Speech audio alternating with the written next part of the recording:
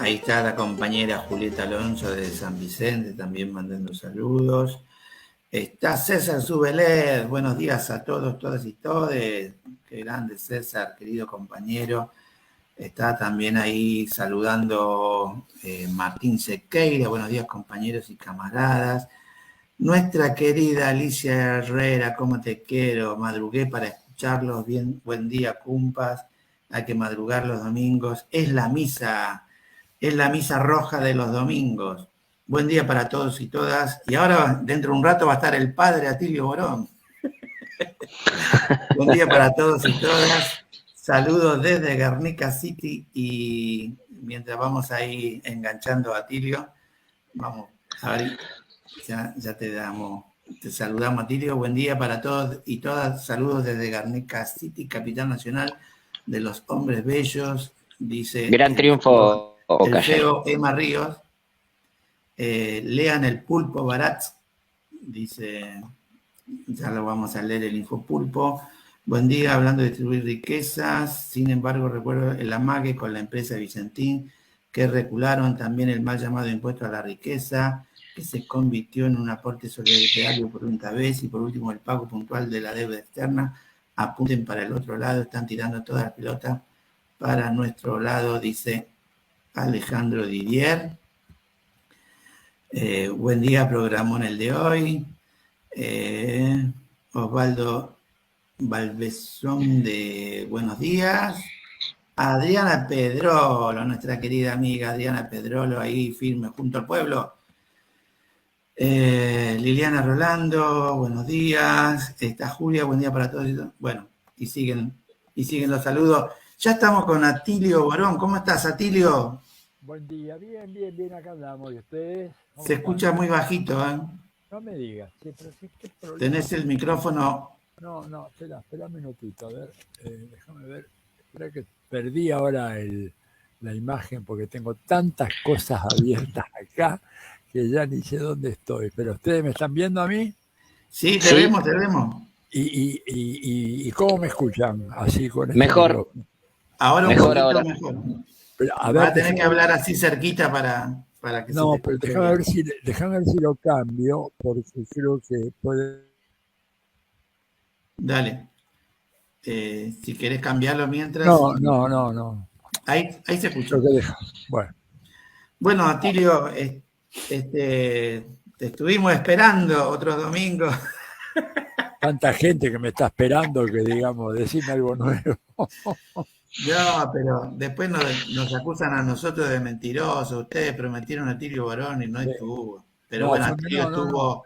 Sí, yo igual expliqué que estabas en 10.000 actividades.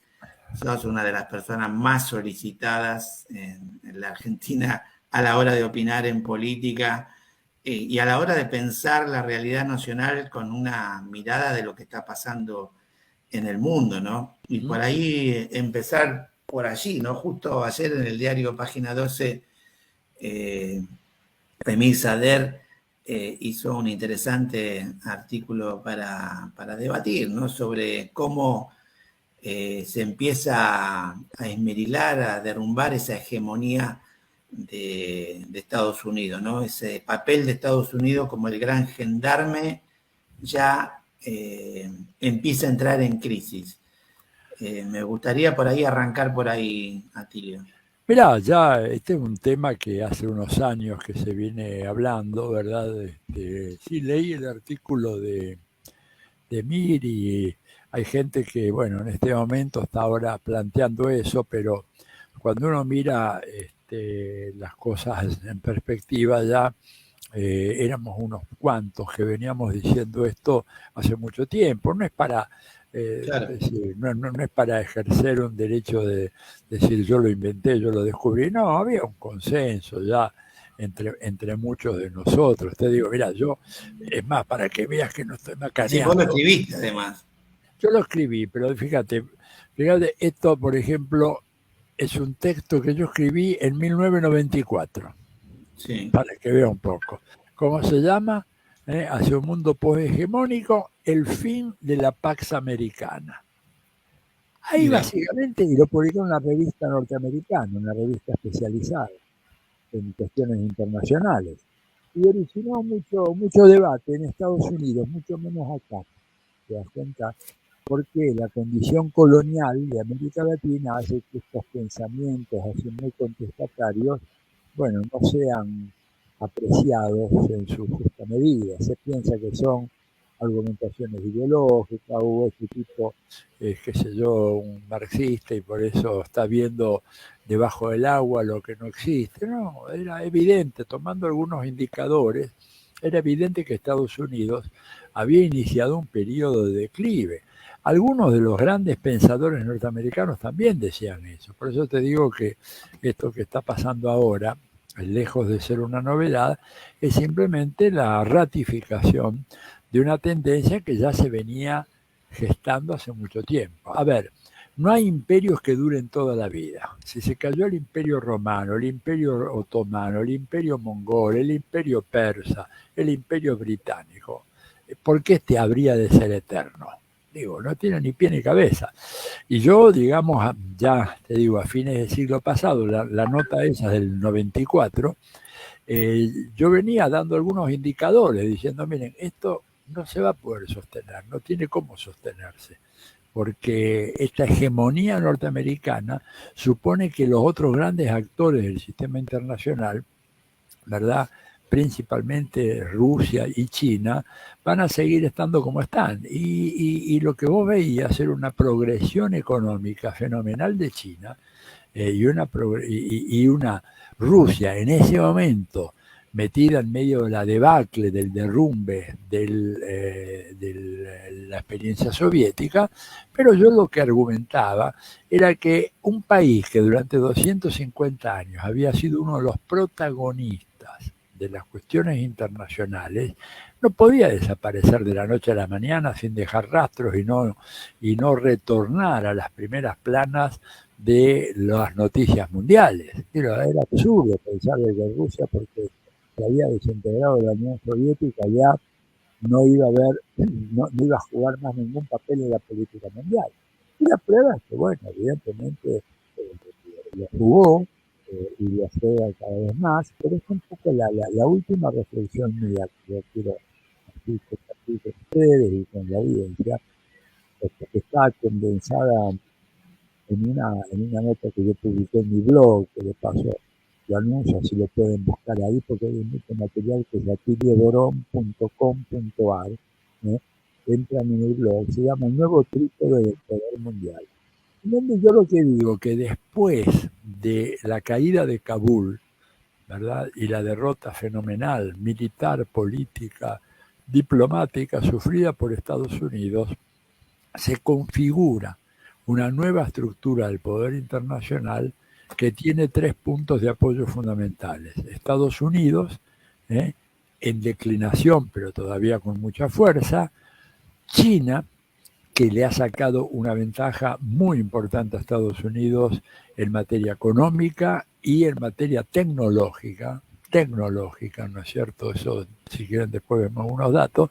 Y Rusia, que ha vuelto, digamos, a los primeros planos de la política mundial, porque a pesar de las sanciones económicas, a pesar del ataque permanente de Estados Unidos, los lacayos europeos, que son gobiernos impresentables, repugnantes, ¿verdad?, esos gobiernos que se agachan ante Estados Unidos servilmente, pese a eso Rusia, a favor de su enorme capacidad como proveedora de energía, proveedora de agua, proveedora además de una tecnología militar de primera línea, se ha vuelto a los primeros planos, y ese es el trípode que hoy está en la cumbre del sistema internacional. Francia se jubiló, el Reino Unido se jubiló, Alemania se jubiló, Corea del Sur se jubiló, Japón está jubilado hace rato, y son los tres, digamos, que toman las grandes decisiones. Por eso, cuando se habla de la transición geopolítica, es una expresión que ya está anticuada. La historia se mueve mucho más rápido que las teorías y los conceptos, y en realidad la transición ya terminó. ¿Qué queríamos decir con esto de transición? El mundo multipolar, de la época cuando surge Chávez, en 1999, y luego vienen Néstor y Cristina y Lula y Dilma y Correa y Evo y Zelaya y Lugo, etcétera. Bueno, ese mundo multipolar, en donde había muchos países que tenían de alguna manera que coordinarse para hacer un cierto contrapeso a los Estados Unidos, hoy en día se ha, como decirte, se ha estilizado en el sentido que quedan solamente tres grandes actores protagonistas, que son los que dije, Estados Unidos, Rusia y China. Lo cual abre para nosotros, en la Argentina y en los países latinoamericanos, unas oportunidades de relacionamiento internacional, relacionamiento económico, coordinación política, diplomática, muy, pero muy importante. Y esto, aclaro antes y ya después le cedo para que tengamos un verdadero intercambio, ¿no? Aclaro para que no haya ningún malentendido que no es que ahora, ante la declinación de la hegemonía norteamericana, viene China y se instala en el sitial que antes ocupaba Estados Unidos. Lo que yo digo en todos mis escritos... Es otra lógica. Otras lógicas, y además ese sitial que ocupaba Estados Unidos en ese momento ya no está más. Es como decir una silla, ¿verdad? Éramos 7 en una cena. Bueno, la silla, la cabecera no está más. Se la llevó, vino el mozo, se la llevó. No hay quien pueda ocupar el sitial de los Estados Unidos. Empieza a haber una mesa redonda. Una mesa triangular, no, triangular. La mesa es triangular. Bueno. La imagen es una mesa de 3 lados. Y yo uso mucho ese ejemplo porque Biden publicó una nota, ¿verdad? Hace ya un poco más de 1 año y medio en la revista Foreign Affairs, que es la revista del establishment diplomático norteamericano. Ellos hicieron una invitación a Biden y a Trump a que escribieran sendos artículos antes de las elecciones presidenciales de Estados Unidos, ¿verdad? El artículo de Biden creo que se llama América está de vuelta, los Estados Unidos están de vuelta. Por supuesto, Trump, hagamos que América sea grande otra vez. Pero cualquiera de las dos expresiones, América está de vuelta, o hagamos que América sea grande otra vez, habla de que ya no es lo que era antes. O sea, por eso causa sorpresa ver gente diciendo, no, Estados Unidos sigue siendo, no. Trump te dice que no sigue siendo, Biden también te dice que no sigue siendo. Pero lo de Biden era interesante por esto, porque dijo lo siguiente, si yo soy electo, voy a convocar a las principales naciones del mundo, a Washington, y ahí nos sentaremos en una mesa y desde la cabecera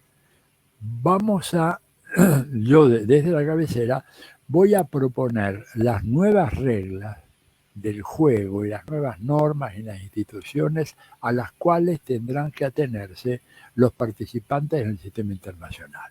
Y dice, y no podemos dejar que sean Rusia o China quienes fijen esas reglas. ¿Te das cuenta? O sea, la imagen era claramente la de un señor sentado en la cabecera, una larga mesa, a ambos lados estaban, qué sé yo, por supuesto, China, Rusia, Francia, Inglaterra, Alemania, Japón, etc. Bueno, y lo que yo digo, comentando ese artículo, es que la imagen que usa Biden es una imagen absolutamente anacrónica. ¿Por qué? Porque vino el personal de maestranza y se llevó a la mesa, ya no está la mesa larga. Te dejaron una mesita chica de 3 lados. Entonces, estás sentado vos, no hay cabecera en esa mesa. No hay cabecera. Hasta Rusia, China y Estados Unidos, con un agravante, o varios, pero digo, el más importante, que por primera vez en esa tríada hay 2 que están unidos. O sea, no es una tríada de 3 que se matan entre sí. Hay 2 que tienen una alianza muy sólida, que son Rusia y China. Y otro que está solo, tratando de resucitar cadáveres. ¿Qué cosa? A ver, el cadáver de la vieja Inglaterra. Y no corre más ya. ¿Quién le va a dar bola a Boris Johnson y a Inglaterra en este momento cuando no tiene ninguna condición de manejar los asuntos, no te digo mundiales, los asuntos que tienen lugar en su propio entorno inmediato? Europa. Incluso dentro de la propia Europa, Alemania, por ejemplo, tiene muy buenas relaciones con China. sea, ya Muy bueno, casi... pero escúchame, pero además Alemania, a propósito de esto, fíjate vos, cuando fue Biden hace 2 meses a Alemania, y fue, entre otras cosas, a la reunión del G7, y fue, entre otras cosas, para decirle, ratificarle la política de Washington, de que no querían el famoso gasoducto o oleoducto submarino que va desde Rusia a Alemania. Y la Merkel le dijo, mire, lamentablemente nosotros necesitamos ese oleoducto y lo vamos a mantener. Y hay una razón muy clara, es que la tercera parte de la industria alemana utiliza la energía que proviene de ese gasoducto. Usted me está diciendo que no lo... ¿Y con qué me lo reemplaza? Usted me va a mandar un convoy interminable de barcos que vienen desde Estados Unidos hasta las costas de Alemania, después hay que regasificar ese gas que usted me trae. Digo, es un proceso complejo, lento, carísimo, cuando podemos tener el petróleo y el gas ruso en menos que canta un gallo, a un precio mucho más barato. Muy bueno. Y finalmente Biden lo convencieron, o se dio cuenta que era inútil, y finalmente Biden levantó las sanciones que había sobre las empresas que estaban actuando en la construcción del gasoducto aquel, se llama Nord Stream 2, el famoso gasoducto aquel, que tenían las empresas sancionadas, y levantó las sanciones porque el tipo se dio cuenta de que era insostenible, que los europeos iban a autorizar eso y que Alemania lo iba a autorizar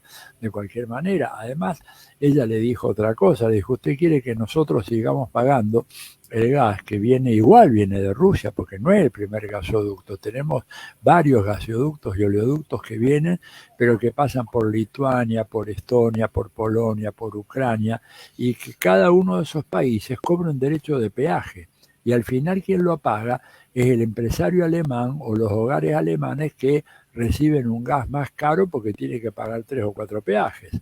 Nosotros, si lo recibimos directo de Rusia a uno de los puertos alemanes, ¿no es cierto?, donde se hace el ensamble con la red de petróleo y de gas de Alemania, reduciríamos el costo notablemente. Bueno, total que ni siquiera ahí en el escenario europeo Estados Unidos pudo vetar la presencia de Rusia. Sumale, ¿no es cierto?, la vinculación de China con Europa, porque la nueva ruta de la seda de algunos tiene como objetivo reconstruir lo que era la ruta del siglo XIII, la que recorrió Marco Polo cuando fue a visitar al Khan allá en la China. Claramente habla de un mundo que ha cambiado de una manera irreversible y que para nosotros, ¿verdad?, es un momento de oportunidades, se abre una coyuntura de oportunidades, pero también una coyuntura peligrosa porque el imperio, al ver recortadas sus prerrogativas y amenazados sus intereses, se está volviendo con más fuerza sobre América Latina, como lo había anticipado José Martí hace ya más de un siglo, cuando decía impedir que Estados Unidos se apodere de las Antillas, decía él, y desde ahí con fuerza brutal se arroje sobre toda Sudamérica. Bueno, este es el momento. Entonces, me parece que estamos en un punto de inflexión muy interesante y es de esperar que el gobierno argentino tome nota de esta situación, de política inteligente en relación a China y a Rusia, y bueno, y esto nos va a dar un mayor margen de autonomía en relación a las presiones de Estados Unidos, que por otra parte ha venido presionando el gobierno argentino, mandando 3 delegaciones en los últimos 3 meses, ¿no? Precisamente, ¿qué vinieron a decir? Aléjense de China. El problema es que no te podés alejar de China. Claro. Y aunque Alberto Fernández no quiera, no sé, aunque Massa sea presidente y no quiera, ¿verdad?, el presidente de la embajada, aún así China nos va a tragar, porque China es como un Júpiter, te das cuenta, en el sistema solar, te atrae a todos los planetas más chicos, nosotros somos un planetita así de chico. Y te hago una cosa, mira Pedro, para y a los oyentes y a los que están viendo esto, no sé si alguien lo ve esto o esto solamente audio, decime Pedro, ¿cómo es esto? No, estamos saliendo por Facebook. Wow. en Pedro Camino Negro Ponce y también en el Pulpo Producciones, en YouTube, también por el Pulpo Producciones. Así Buenísimo. que Bueno, estamos haciendo famosos. disculpen la facha con la cual aparezco, pero bueno. Pero, digamos, a ver, ¿qué va a hacer cualquier gobierno argentino? Por Y ejemplo, además por FM Voces y la también, claro, página de la radio, ¿no? la 107.7, muy bien, ¿viste? Esa, muy Bueno, bien. pero te digo, ¿qué puede hacer un gobierno? Mira lo que le pasó a Macri. Macri se puso de rodillas al servicio de Estados Unidos, se puso de rodillas al servicio de Donald Trump, pensando que iba a venir una lluvia de inversiones, no vinieron. Pensando que iba a poder exportar grandes cantidades de productos de la Argentina, no pudo exportar nada. Su mayor logro fue haber exportado 50.000 toneladas de limones, cuando Limones. la provincia de Tucumán produce 1.800.000 toneladas al año. O sea, exportamos una porción Y que te cuente ínfima. Rocco Carbone lo que había dentro de los limones. Bueno, eso lo dejamos, había que hablar con Rocco, después a ver que nos lo diga él, ¿verdad? Ya lo dijo. No, no, no. Pero bueno, entonces digo, son eh, condicionamientos internacionales que le dan al gobierno argentino un margen de movimiento que no tiene. Así simple. Claro que sí. Atilio, hay tantos temas. Por ahí brevemente de Afganistán ya hablamos mucho, pero por ahí nos interesaría de qué manera también impacta esta retirada de Estados Unidos de Afganistán para nuestra América, ¿no? Teniendo en cuenta de que acá también, si bien no es la situación de Afganistán, Estados Unidos acá en nuestra América tiene una cantidad de bases militares enormes que me imagino que en esta especie de derrumbe del imperio, que siempre es peligroso, sigue manteniendo estas bases militares alrededor de Venezuela, bueno, en distintos lugares que siguen haciendo peligroso a Estados Unidos, sobre todo para nuestra América. Claro, no, Estados Unidos mantiene, mira, los recuentos hay que actualizarlos ahora porque ha habido algunas pocas nuevas bases, pero estamos hablando de por lo menos unas 80, 85 bases en toda la región, de las cuales un poco más o cerca de la mitad están en la zona del Caribe, exclusivamente, ¿verdad? Y evidentemente lo de Afganistán es una derrota así en toda la línea, creando una situación de enorme incertidumbre en la arena internacional, pero a mí me parece que marca justamente el comienzo de una nueva era, ¿verdad? Porque fíjate que ese nuevo gobierno, que yo no tengo ninguna simpatía por los talibán, ninguna, para nada, me parecen un grupo sectario, retrógrado, reaccionario, bajo muchísimos criterios. Ni hablar con ellos del tema del lenguaje inclusivo, digamos, y todo lo demás, porque imagínate lo que es aquello. Te cortan la cabeza. Te cortan la cabeza, están prohibiendo pasar música por las radios, digo, son grupos absolutamente De un atrasados. origen mercenario, además, ¿no? No De como todos ellos, perdón. Sí, te decía que un origen mercenario, si uno piensa en esa experiencia socialista que hubo en Afganistán y Claro, que la hacía. y la ocupación soviética después, y sí, es un grupo que tiene, pero, perdón, pero, Aprovechando la corneta. pero tiene grandes raíces profundas, ¿verdad? Porque ellos representan una versión radical de los sunitas, que es una de las dos grandes ramas del Islam, una rama muy fanatizada, ¿verdad? Y por eso todas estas políticas que están siguiendo y que, como vos decís, fueron cultivadas y promovidas por Estados Unidos, cuando había que echar a los soviéticos que habían acudido por pedido del gobierno de Afganistán. No era que hubo una invasión, como se dice, una invasión soviética. El gobierno pidió, el gobierno de Afganistán, así como el gobierno de Angola pidió ayuda a los cubanos en su momento, ¿verdad?, para contener la ofensiva brutal que estaba habiendo en contra de ellos, producida por Sudáfrica, por Estados Unidos, por Israel. Bueno, lo mismo hizo el gobierno de Afganistán, pero evidentemente esa presencia soviética provocó una reacción. Estados Unidos montó muy bien una operación para atraer a su lado a los talibanes, armarlos hasta los dientes, darles una cobertura diplomática y facilitar que esta gente pudiera finalmente provocar la salida de las tropas de ocupación soviéticas. O sea, tienen un origen espurio, pero hay una base, ¿verdad?, que es este fundamentalismo religioso, que es muy extensivo en ciertas sectas del Islam, y eso me parece que es el dato que marca a fuego el momento actual. ¿Qué van a hacer estos tipos ahora? Bueno, yo mi conjetura, hay que tomarlo por pinzas, es un dato así sólidamente comprobado, pero porque no sabemos qué está pasando en estos momentos. Mi conjetura es que el nuevo gobierno va a tener que atenuar esa misoginia, ese ataque a los derechos de la mujer.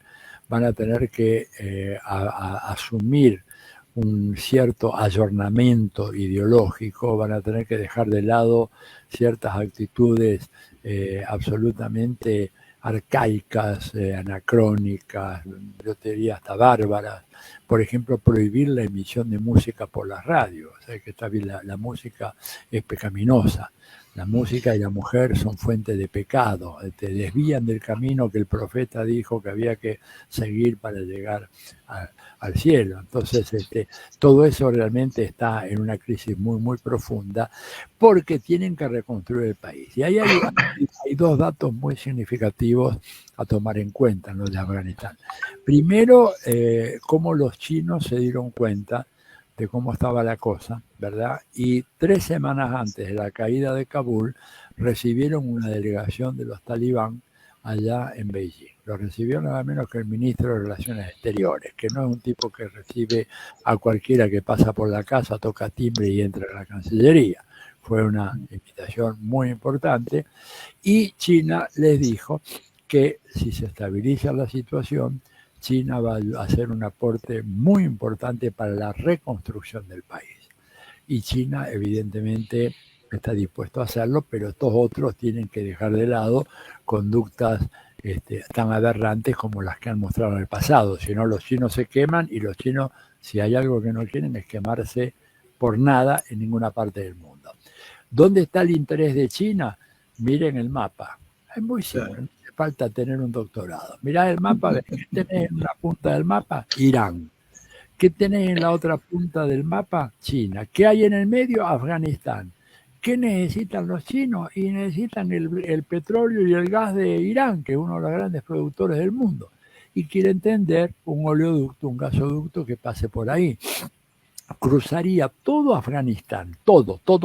Hace de cuenta que si fuera la Argentina, va desde La Quiaca hasta Ushuaia, ¿verdad? Bueno, esto en vez de norte-sur es este-oeste.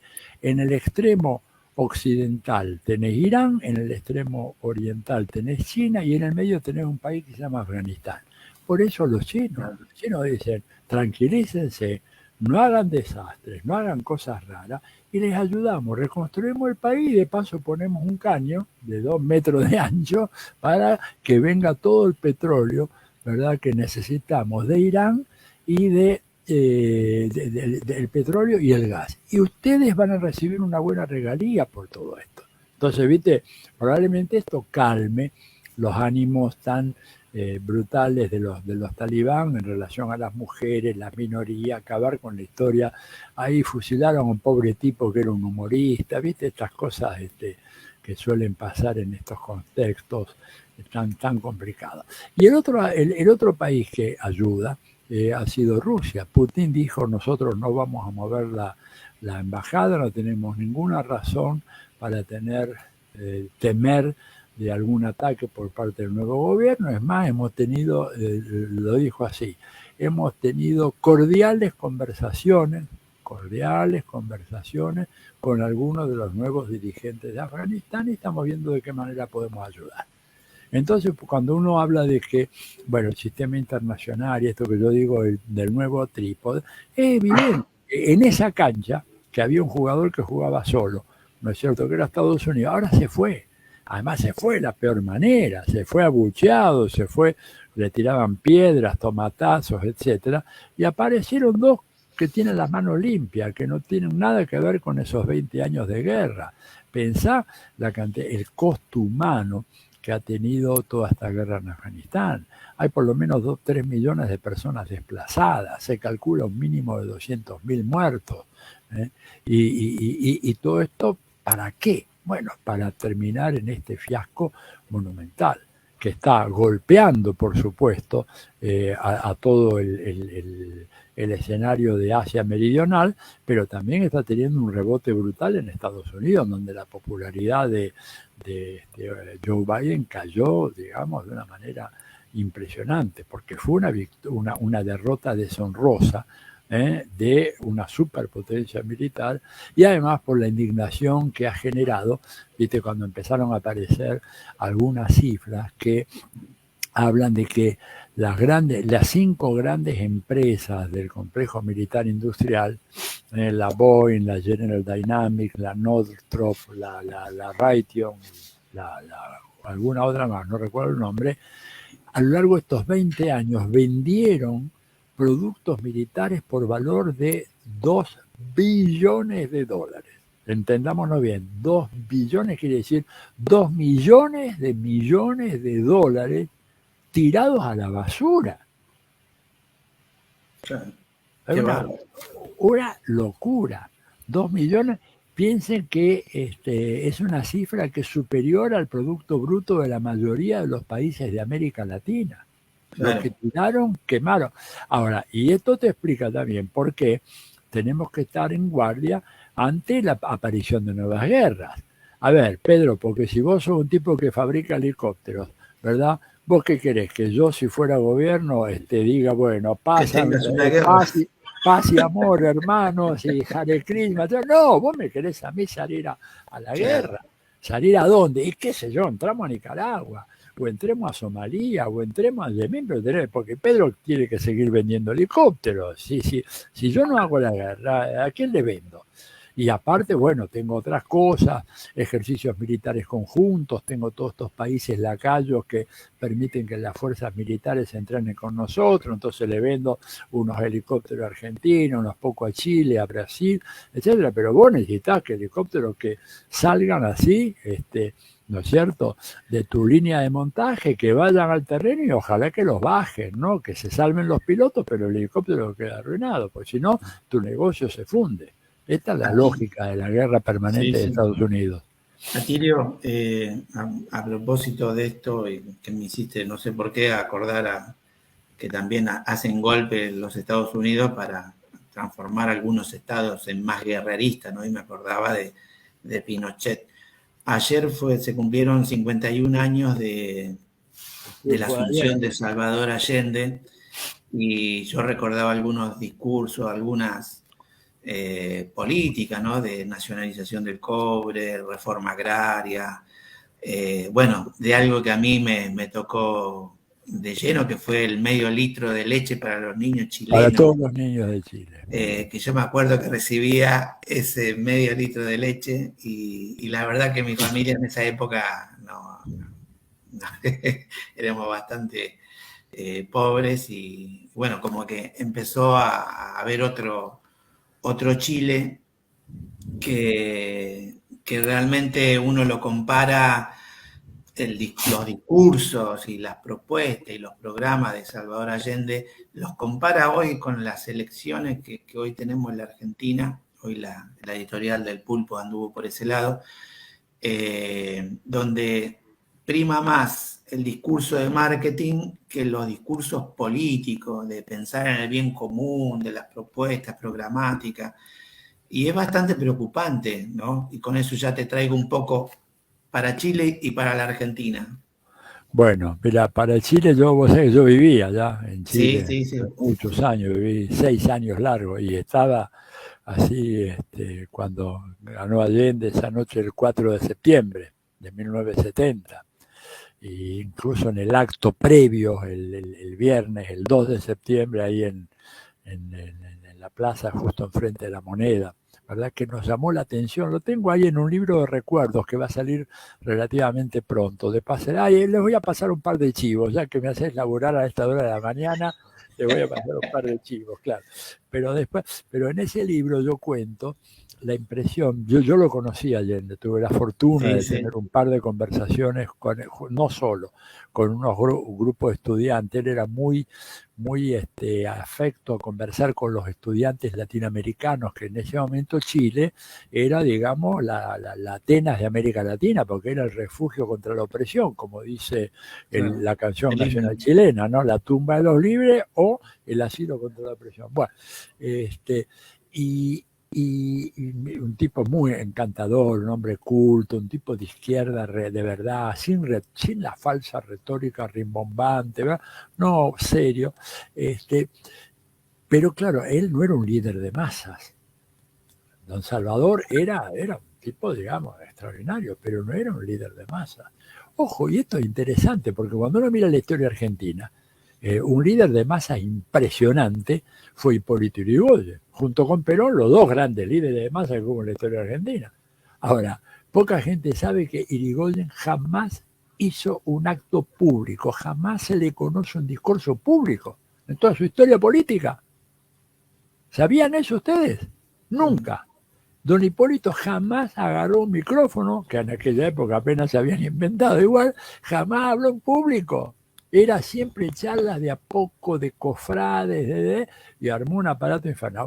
Allende era más o menos igual, no era un orador público. Entonces me acuerdo cuando llega esa noche, ¿verdad?, de las revoluciones, llega en la parte de atrás de un pasacaje de un camión, impecablemente vestido, porque era medio elegante, Arrimate más el micrófono. Sí, digo, él iba de sport, bueno, con saco, no tenía corbata, me parece, no, tenía una polera así de cuello alto, etcétera. Y llegó y estábamos con unos amigos, había una multitud enfervorizada, estaba la música de los Quilapayún, de los Inti Illimani ahí, de Víctor Jara de fondo, etcétera. Y entra él, pero saludando, así con una sobriedad, como puede saludar el Papa Francisco, ¿verdad?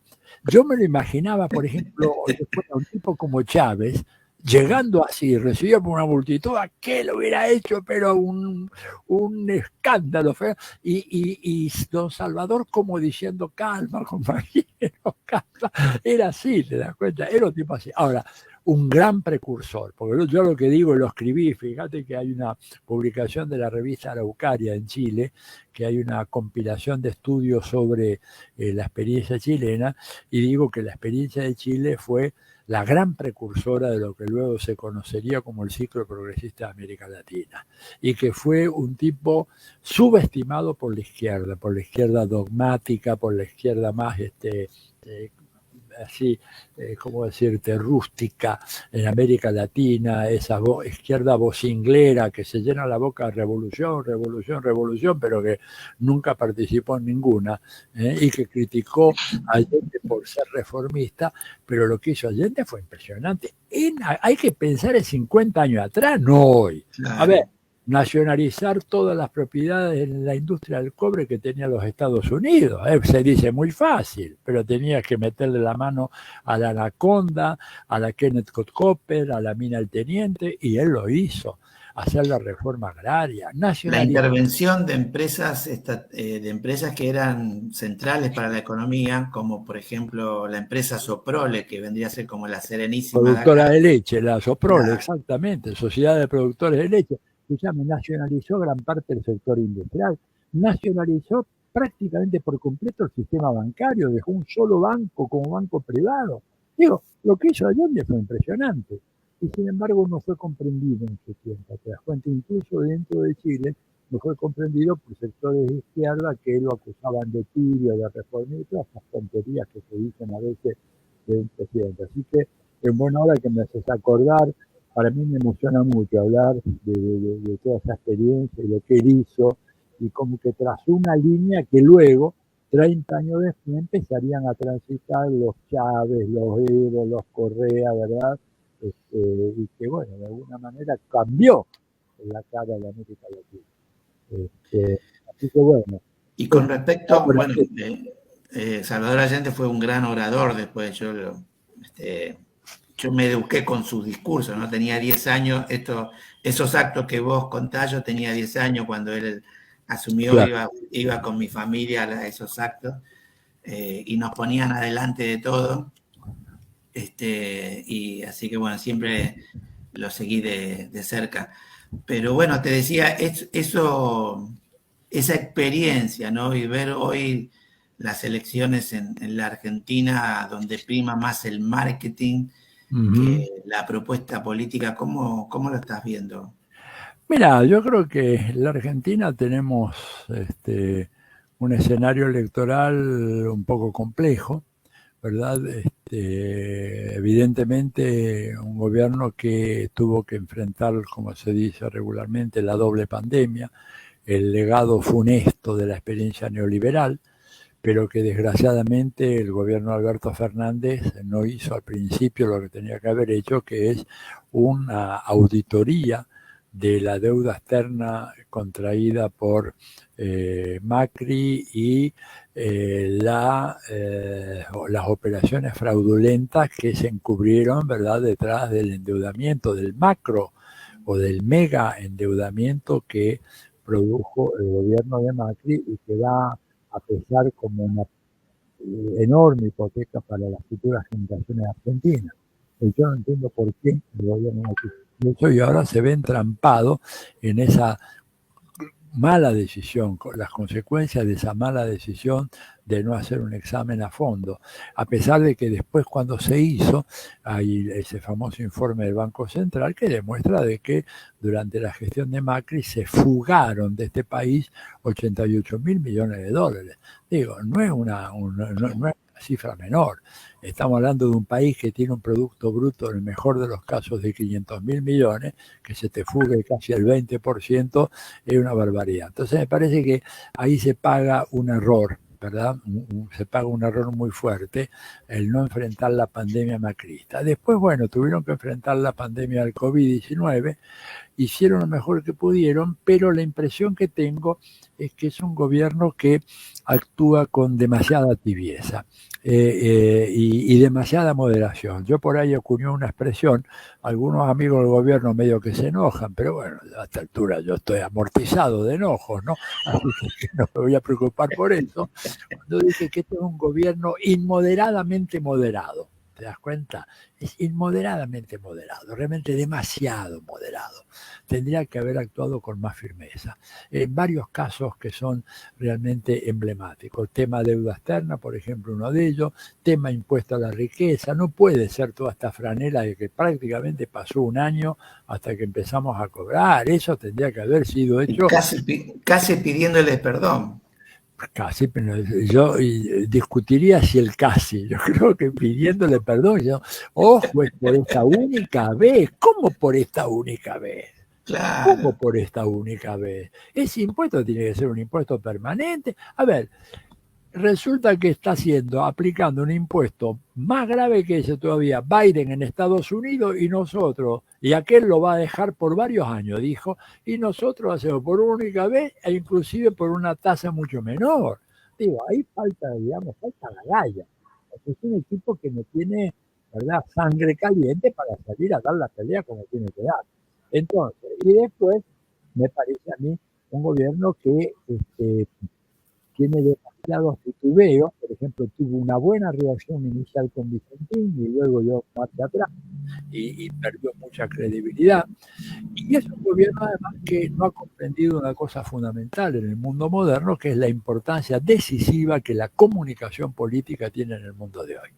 La comunicación política es fundamental en el mundo de hoy, y si hay un gobierno que desprecia el tema de las comunicaciones, no desprecia, perdón, me corrijo, que subestima o que menosprecia, no desprecia, menosprecia el impacto de las comunicaciones, de la comunicación de masa, el gobierno de Alberto Fernández. A mí, gente de altísimo nivel en este gobierno me ha dicho, cuando ven algunos de los tweets medios incendiarios que yo emito, dice, bueno, no, pero vos estás confundiendo, porque la gente en realidad no le hace demasiado, no le hace caso a los zócalos, ni le hace caso a las portadas. Así le digo, ¿qué investigación me das para probar eso?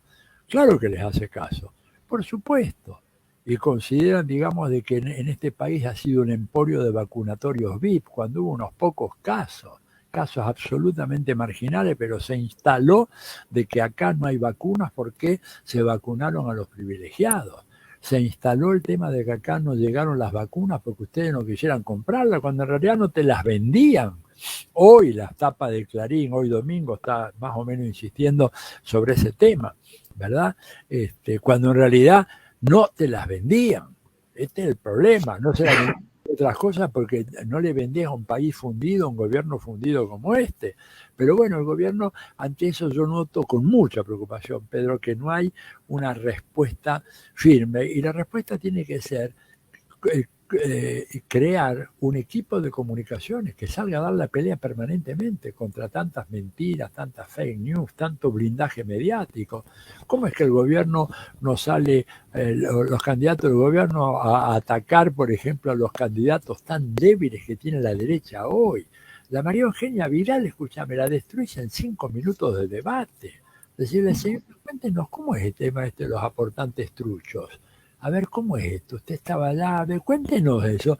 Ninguno salió a decir eso, ¿verdad? Y del Colo, bueno, ni hablemos. El Colo no conoce, debe haber cruzado la General Paz una vez en su vida, que se viene a hacer el caudillo del conurbano ahora.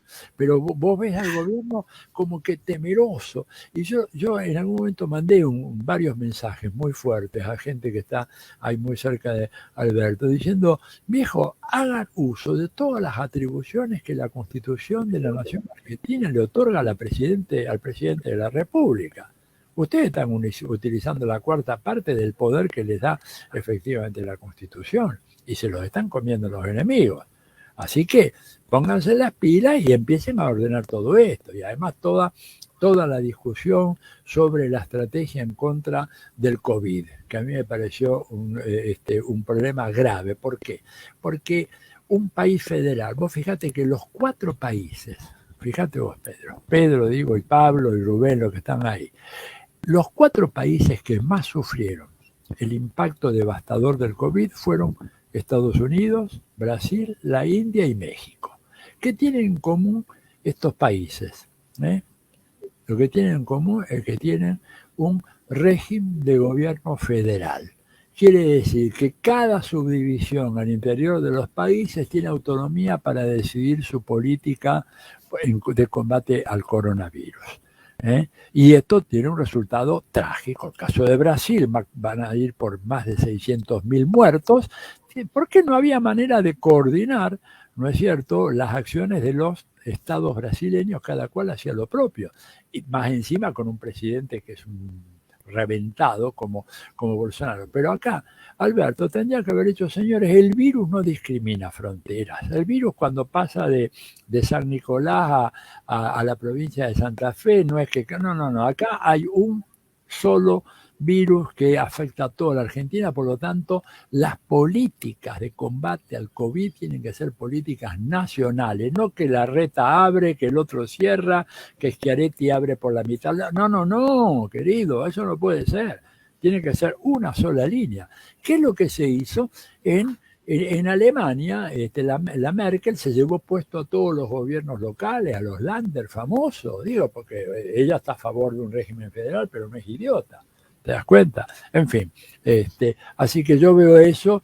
Y en este panorama, bueno, creo que se puede ganar, se va a ganar, me parece a mí, en las PASO, pero no se va a ganar con la amplitud que sería de desear, aunque creo que en Capital hay algunos buenos indicios de que puede realmente llegar a haber alguna sorpresa. No que se gane, pero sí que se saque un porcentaje de votos que prácticamente nunca se había obtenido en este distrito, que es un distrito... Muy buen candidato, Leandro Santoro. Muy buen candidato. Estupendo, sí, sí, sí. Es un estupendo candidato, una lista sólida. Los primeros 4 o 5 nombres de la lista son nombres de gente que puede salir a debatir, pero con una estrategia de campaña, a mi manera de ver, demasiado cuidadosa, demasiado bondadosa en frente a los bandidos que tenés del otro lado. Porque vamos a decir la verdad, lo que tenés del otro lado son los amigos de Al Capone, de Vito Genovese, toda la mafia neoyorquina.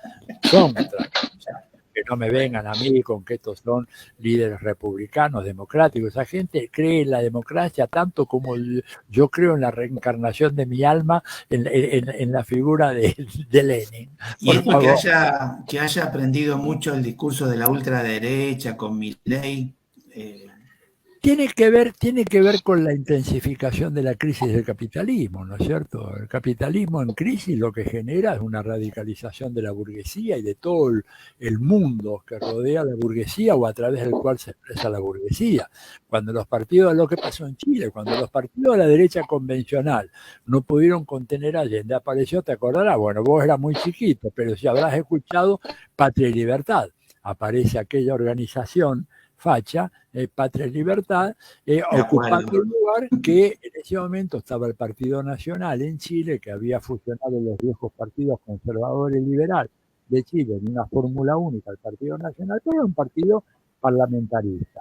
Pero la derecha, como no cree en la democracia, esto es un punto fundamental, ni la derecha jamás va a ser oposición leal a ningún gobierno, ni a ni a un futuro gobierno de izquierda que pueda tener Argentina, hay que partir de la base que la derecha va a ser siempre golpista, conspiracionista y destituyente. Y el que piensa de otra manera es un niño de jardín de infantes, no puede dedicarse a la política. Entonces, a eso tenés que tener una política muy clara y neutralizar. ¿Cómo lo neutralizás? Bueno, educando a la población, movilizando a la población, organizando a la población, organizando el campo popular, que es un poco la gran tarea pendiente. Un chivo. Estos son mis 2 más recientes libros. Este es el último de todo. Se ve bien, se llama El sueño del Marqués. Ahí le sacas mano a Vargas Llosa. Ahí le saco mano a Vargas. El sueño del Marqués, una pluma al servicio del imperio. Acaba de salir, se los recomiendo, la van a pasar muy bien, se lee muy fácil. Y este otro, que salió un poco antes, que es El hechicero de la tribu, que es donde yo doy los primeros pasos de mi estudio sobre las raíces del pensamiento político de Vargas Llosa. Y, bueno, por supuesto, mucho material que quieran consultar, Pedro, ahí en www.atilioborón.com.ar. Así que bueno, y eso, y ahí está un poco explicado lo de la derecha, que no va a ser nunca democrática, la derecha que ha estado siempre propinando golpes en América Latina, los vínculos de la derecha con la embajada. ¿Sabes vos que la Argentina es uno de los países que tiene mayor cantidad de ONGs, de pensamiento organizadas y financiadas por el gobierno de Estados Unidos, sin decirlo, no es que llevan la bandera norteamericana acá en la frente, pero están financiados por ellos, ¿verdad? Y está una de las grandes fundaciones latinoamericanas con sede en Rosario, la Fundación Libertad, cuya es una especie de filial de la Fundación Libertad que dirige y preside Mario Vargas Llosa. Entonces, acá hay todo un aparato de creación de una mentalidad colonial, subordinada, dependiente, que tiene que ser combatida por un periodismo muy bien formado y que denuncie todas estas cosas cosa que a veces no se hace. Y lamentablemente, ¿verdad? Cuando uno mira, a ver, ¿cómo me explican ustedes que en el canal de la televisión pública prácticamente no haya un solo programa de debate político en toda su programación? No lo puedo entender. ¿Qué crees que te diga? Parece que lo que dicen es que la experiencia del 678, etcétera, no tiene que repetirse, qué sé yo, es un tema debatible, pero que cuando vos querés enterarte cómo está la situación política en la Argentina, tengas que ir a los canales privados y la televisión pública te presente, qué sé yo, al osito bondadoso y al payasito plin plin y todo demás, me parece que es realmente un gesto de una inocencia política que se paga muy, muy caro. Porque en los programas de Chimento te enterás. Por eso, exactamente. Muy bien. Bueno, yo sé que tenés varias actividades, no sé si Pablo y Rubén quieren hacer la última. Bueno, sí. Rubén, ¿querés vos? Bueno, voy yo. Me quedé enganchado con uno de los temas que hablamos, y es el tema de las bases militares de Estados Unidos en Argentina. Es decir, yo me jacto de ser alguien que vigila lo que está pasando en mi casa y de pronto miro por la ventana del fondo y tengo un Ocupa. Yo quiero saber, ¿cuándo nos ponen estas bases? ¿Vienen de noche cuando no los vemos? ¿Por qué yo nunca vi pasar un camión que diga US Army llevando equipos para instalar? ¿Se hace a escondidas? ¿Todos los gobiernos lo hacen o les pasa como dijo Alfonsín, para imitar su frase, que no saben impedirlo, no pueden impedirlo o no quieren impedirlo? Mira, no, lo que pasa es que todavía en la Argentina no hay una base militar norteamericana o aeronaval o naval establecida en la Argentina. La Argentina tiene dos bases. Son bases. A ver, la Argentina tiene una estación de observación geoespacial en Malargüe, que está manejada básicamente por la OTAN, los gobiernos europeos asociados a Estados Unidos, pero no es una base militar. Y los chinos tienen una base parecida sobre la vertiente del Atlántico, que es un centro de observación geoespacial. Obviamente que en ambos lugares hay personal armado, porque hay vigilancia, hay equipos muy caros y no es que están puestos ahí dejados en el campo y punto, en manos de los técnicos y los científicos. Pero por ahora todavía no hay bases militares en Argentina, salvo, por supuesto, en Malvinas. En Malvinas tenemos una mega base de la OTAN, y cuando uno dice la OTAN, yo siempre cito lo que el New York Times solía decir en una época, el nervio y el músculo de la OTAN es el Pentágono, ¿no? Así que cuando hablamos de la OTAN, estamos hablando de Estados Unidos, pero están ahí en Malvinas. Pero en el territorio continental no tenemos. Ahora, el plan de Estados Unidos claramente es instalar, en la medida de lo posible, 2 o 3 bases militares acá y evitar que haya bases militares chinas. Pero acá el tema es que los chinos no tienen bases militares, salvo una en Djibouti, en el África Occidental, una pequeña base, porque ahí ellos construyeron un puerto, hay una cosa muy especial y quedó un pequeño destacamento, pero no hay nada comparado a lo que son las bases militares que Estados Unidos tiene en la región. Vos pensás que en un país como Colombia el cálculo oficial es mínimo 7 bases militares, probablemente hay 2 más ocultas, bajo el nombre de bases, en realidad no son militares, son programas de la DEA para controlar el narcotráfico, etcétera, pero son todas fachadas. En la fachada, en la región hay unas 80 bases militares y realmente hay una que Estados Unidos está visionando hace mucho tiempo, que Bolsonaro le obsequió así muy gentilmente a Donald Trump, que es la base de Alcántara. Alcántara es un pequeño poblado que está justo en la puntita de Brasil, la que está más cercana al África. Vieron que el continente sudamericano tiene una panza ahí y hay un punto que es el más cercano a África. Bueno, ahí hay una base militar brasileña, pero que los estadounidenses la quieren para sí. Bolsonaro se la dio a Trump, pero todavía el Senado brasileño no la aprobó porque se armó un escándalo gigantesco. Y yo no creo que lo vayan a aprobar, pero los tipos vienen por todo, porque te digo, esa base es una base que está ubicada casi en el punto ecuatorial, que es el punto ¿Está ahí? para el punto óptimo para el lanzamiento de satélites, que no es lo que tenés en Florida, en Cabo Cañaveral o en Cabo Kennedy, que estás demasiado al norte, estás demasiado fuera. ¿Nos quedamos todos congelados? ¿Te das cuenta? No, yo estoy escuchándolos a todos. ¿Ustedes me escuchan a mí? Sí. Bueno. Es Pablo que él bueno, agradecimientos yo tengo un acto internacional de solidaridad con Cuba que me están pidiendo. O me quedé yo solo. Me están bombardeando con mensajes que yo estoy viendo, así que después de una hora de cháchara me parece que podemos dar un corte amable. ¿Qué te parece, Pedro, Rubén, Sí. Pablo? Cuéntame. Dale, agradecerte, Atilio, por el contacto. Abusamos de vos casi un montón de tiempo, una hora. Era por todas las veces que nos dejaste pagando, que yo no me olvidé. Bueno, ya lo pagué, así que ahora estamos a mano. Entonces los saludo. Ayúdenme a difundir aquellos libros que son muy importantes. Ojo que yo no cobro un peso por derecho de autor. Les aclaro que no vayan a pensar de que... Mirá quién vamos a entrevistar ahora. Ernesto, querido. Hola, Atilio. El gusto es mío. Hola, compañeros, ¿cómo andan? Gracias, Atilio, por todo lo que haces por Cuba y por nuestra América, así que ahora agradecido eternamente.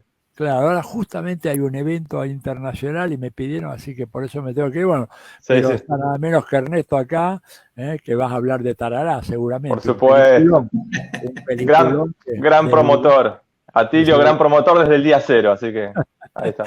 La verdad que lo hice con todo gusto, pero cada día estoy más convencido que fue una gran decisión. Bueno, gente, los dejo. Abrazo, Atilio, te queremos. Gracias, Ernesto, dale. Pedro, Rubén, Pablo. Gracias por la clase. Después mandame el enlace. Pedro, dale, sí, lo mandamos. Bueno, un abrazo grande. Adiós. Atilio Borón, querido compañero, la verdad que ahí decían los comentarios de cómo se aprende, clase magistral, qué sé yo, todas las cosas que han dicho de Atilio Borón.